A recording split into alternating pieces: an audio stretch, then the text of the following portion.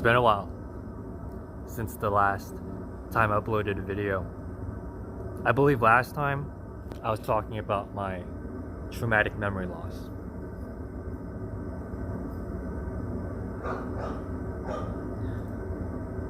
For the most part, if not all, these memories have come back. All the pain, all the tears, and all the heart-wrenching moments of intimacy.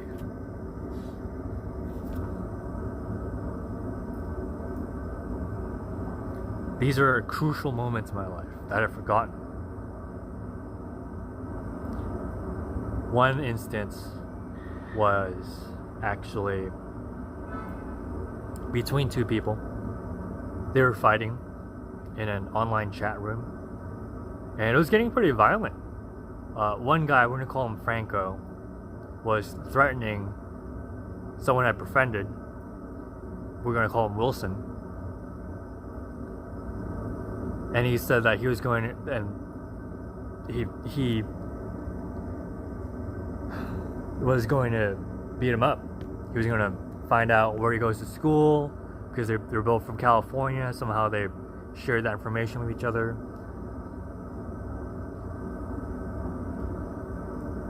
And he's 2 years older than the other guy. Yeah, they typed their ages in the chat room. Not the smartest thing to do. But yeah, I did it too. I said, hey, I'm 12 years old. Or maybe I was 11. I think I was 11. 11 years old, 12 years old, 13 years old, whatever. I was in middle school.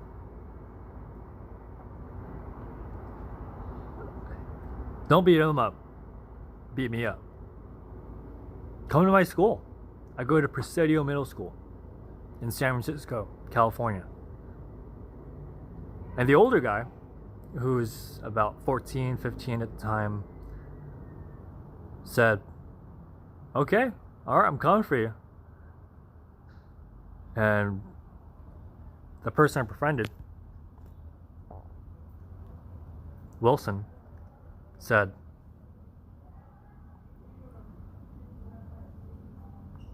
you don't have to do that for me, man. I can stand up for myself. I can fight.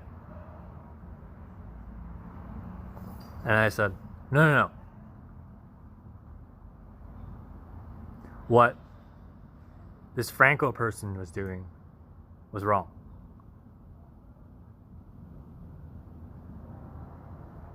A real friend would step in.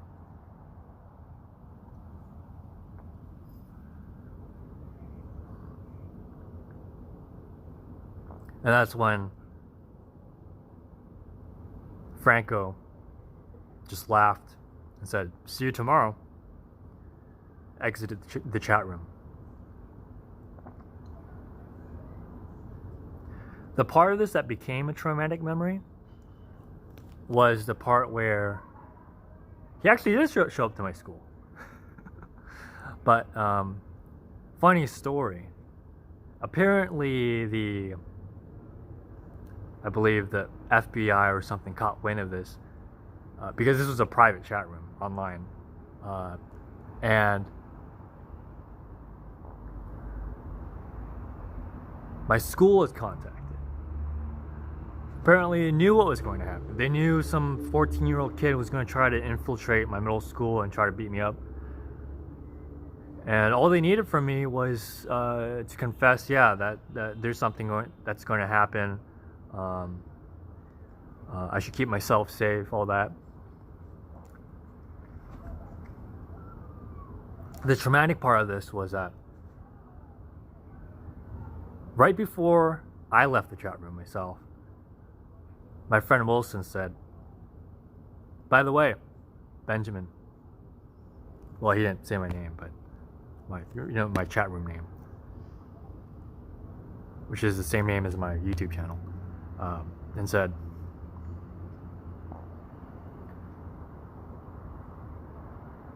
by the way, I'm black. Does that scare you?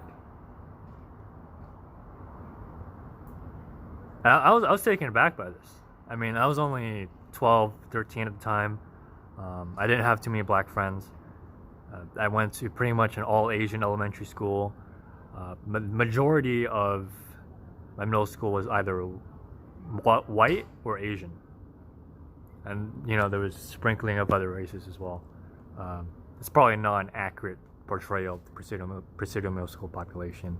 I take that back, actually. I don't have the statistics off the top of my head, but the point is I didn't have many black friends. I was taken aback to this, and I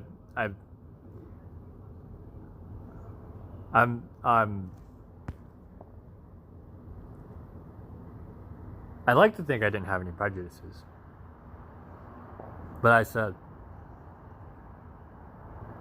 no, I'm not afraid. This isn't about whether you're black or whether I'm Asian.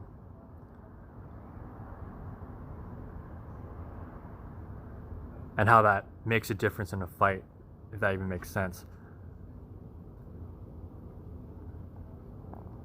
This is about me being a friend. So the traumatic part of this that comes in is that I'm in my math class, and this question he asked me, it's just getting to me.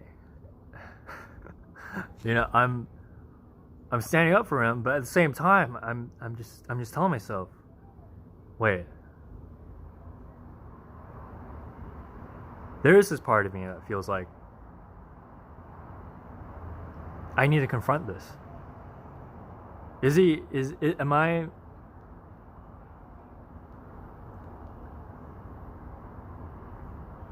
Am I racist for thinking for even a second that he'd probably put up more of a fight than I could?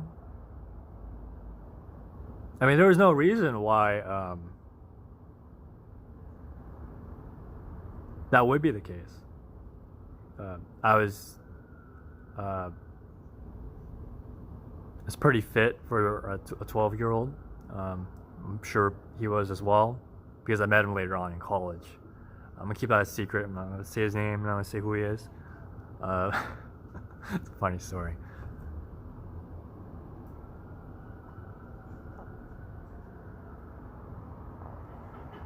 This isn't about who would stand a chance in the fight. It was about my hesitation when I was responding to him. When I said no, I'm not afraid. It doesn't make a difference. When I said that, versus how genuine my actual feelings were. So, in math class, I asked my friend, who's one of the more popular kids in school. So yeah, he was friends with everyone, basically. So I was going off the assumption that he probably had some black friends, and I asked him, "Hey, dude, if I stand up for someone who's black, but there's a part of me that's still afraid of black people,"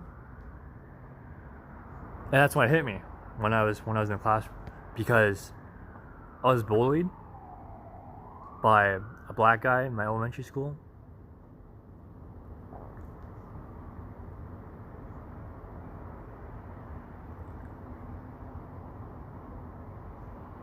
Does that make me racist? And then Jason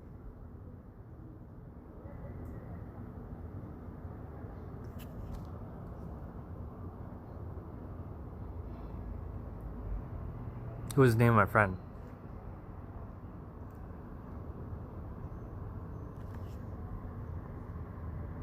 Said,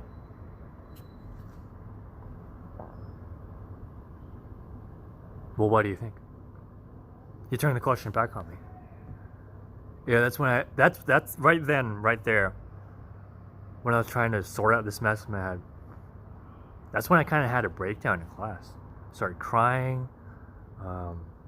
Didn't have much of a memory of what happened afterwards. After school, I still, talked to my school counselor. Told them, "Hey, I told someone online yesterday where I go to school, and he's threatening me." So it was pretty uneventful from there. I just went a route he advised me to go after school, so I don't run into him. He was keeping the path clear, so to speak.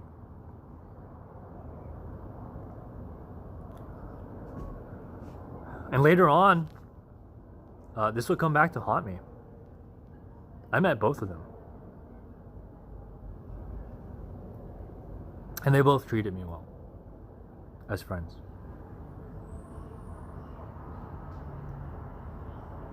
But the tension was still there. This isn't exactly about race. This isn't exactly about bullying. This isn't exactly about my own personal drama. This is about what happens when you have these moments of intimacy with people, where it's so intense they can't forget it. Because I definitely didn't forget certain parts of this, but certain parts of it I had to forget for some reason. What really shapes us as people is the intensity of these interactions. It doesn't matter if it's online, because that whole interaction was online, and that caused traumatic memory loss for me. That's freaking crazy. Ma, who's there? Ma, ma, ma. There's a second time this happened. It's the last story I'm going to share for now.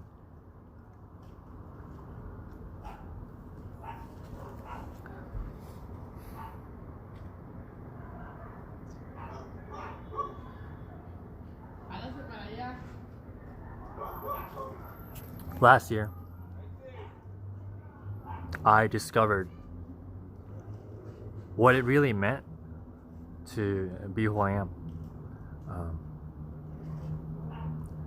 Towards the sophomore year of my college years,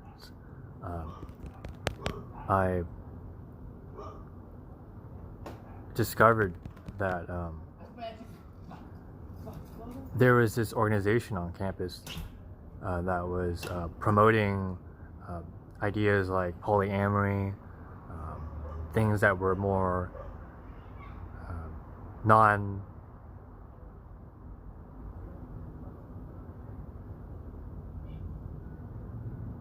traditional, things that weren't so mainstream in personal lives.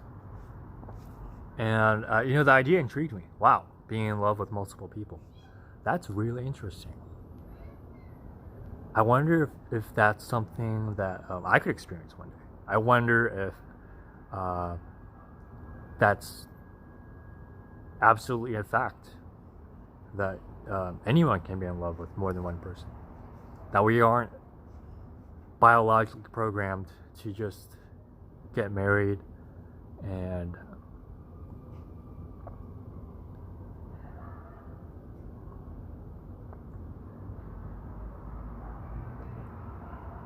live to our fullest with one person. Because we are a social species. That seems a little contradictory. But I'm going to leave my personal philosophy out of this. So, what happened last year was that I realized I was in love with more than one person.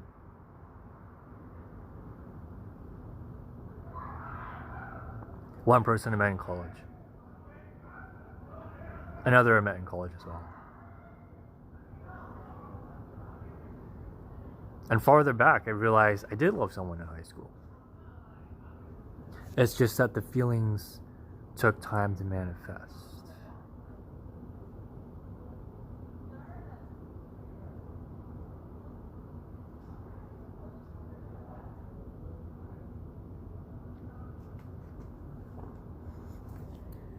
A candle here.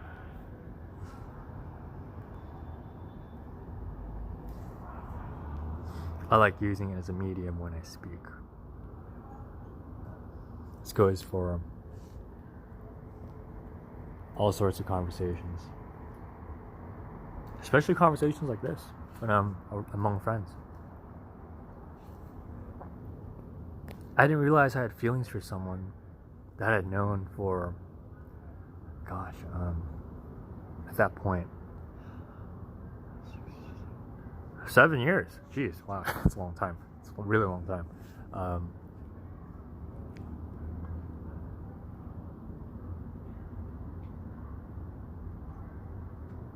You know, it really challenged my notions of what it meant to be in love with the person I thought I was in love with for the past few years. For the past few years, I thought, just blew up my candle. For the past few years, I thought that I was going to stay in love with this person for a very long time. I still am. And there were many fruits that were born from this, many insights to be had, evolutions to our friendships. And that's just it. We stayed just friends during the whole time that I liked her,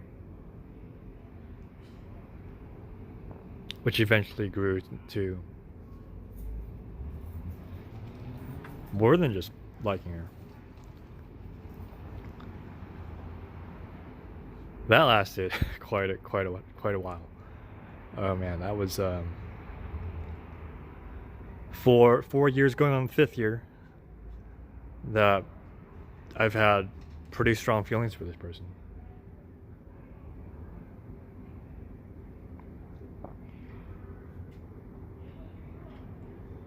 And these other people, I realized I also had feelings for. One was rather short-lived because we had a mentor together, the three of us,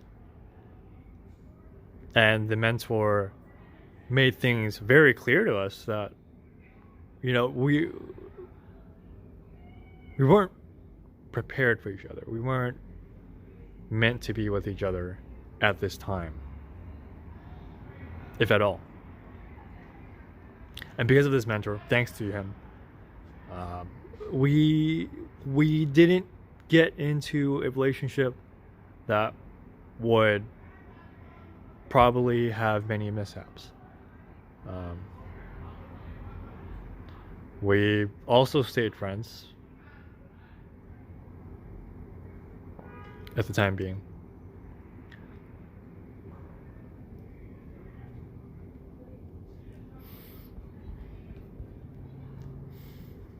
And then I said a stupid joke in class, and she just had it with me. It's funny thinking back to the moment. But this person from high school,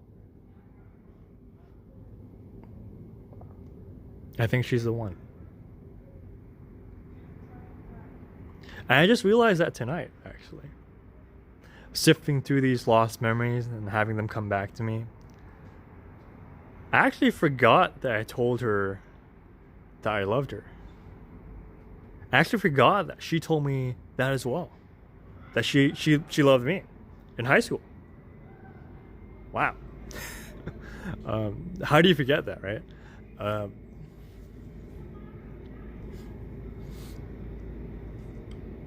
I mean, isn't that ridiculous? How do you forget that someone told you that they loved you right after you told them that you loved them? And furthermore, I realized today that these feelings came from a place where I had found someone that was just as broken, if not more so, than I am, and has found a way to stay on top, to be the dominant personality over the past that they had to live through. I have some pretty dark stories. I'm sharing these dark stories with you guys. I have darker stories too. I shared that with some friends, and I'm gonna ease into that. I'm not gonna drop it all on this channel at once. But traumatic memory loss is definitely up there as one of my big things.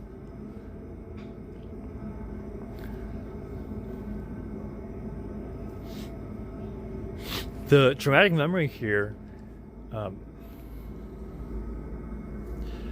took place with all three of these people, but I'm not going to spend time going into each one. I'm just going to highlight this one that I mentioned from high school.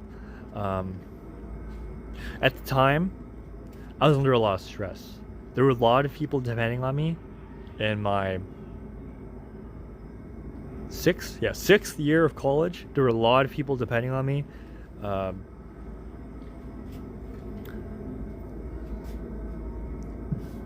And because of all the stress, I started feeling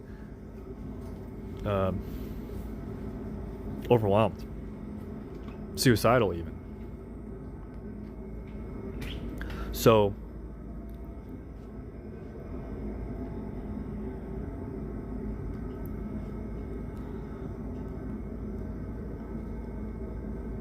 back in high school,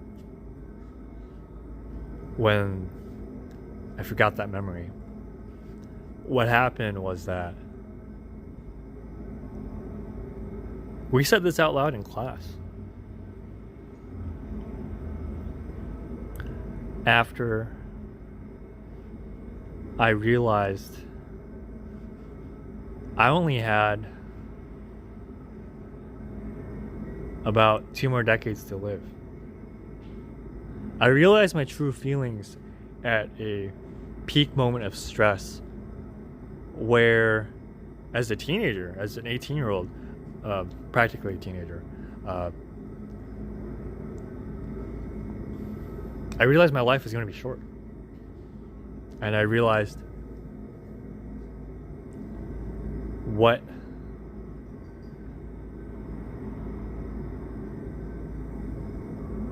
my life has led up to.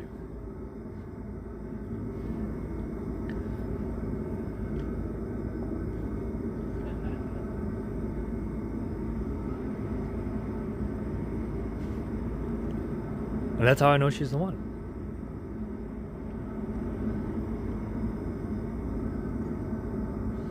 We made a promise to each other that we'd come back to each other eventually, when we're ready. Because broken people come together at the right time.